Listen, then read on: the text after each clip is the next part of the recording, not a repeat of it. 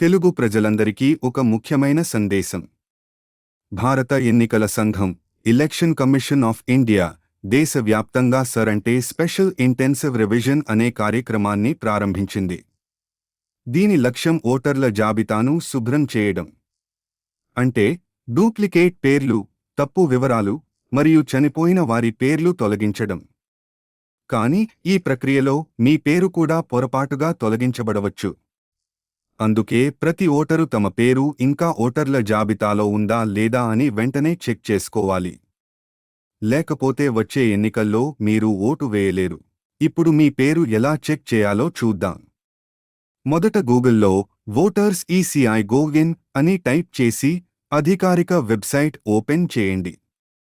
Home పేజీలో search in electoral roll అనే option మీద క్లిక్ చేయండి. మీ చేతిలో ఎపిక్ నంబర్ ఉంటే, అంటే మీ ఓటర్ ఐడి కార్డ్ పైన ఉండే 10 అంకెల నంబర్, దాన్ని ఎంటర్ చేయండి. రాష్ట్రం సెలెక్ట్ చేయండి. క్యాప్చా టైప్ చేసి సర్చ్ నొక్కండి.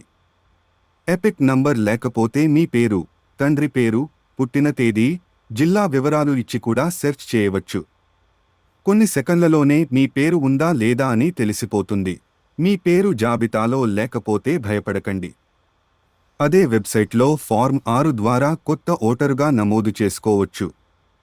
ఇప్పటికే ఓటరుగా ఉండి పేరు తొలగించబడితే ఫార్మ్ 8 ద్వారా సవరణ చేయించుకోవచ్చు. లేదా మీ ఏరియా బిఏలో, అంటే బూత్ లెవెల్ ఆఫీసర్ ని కలిసి కూడా సమస్య పరిష్కరించుకోవచ్చు. గుర్తుంచుకోండి, సర్ ప్రక్రియకు ఒక డెడ్లైన్ ఉంటుంది.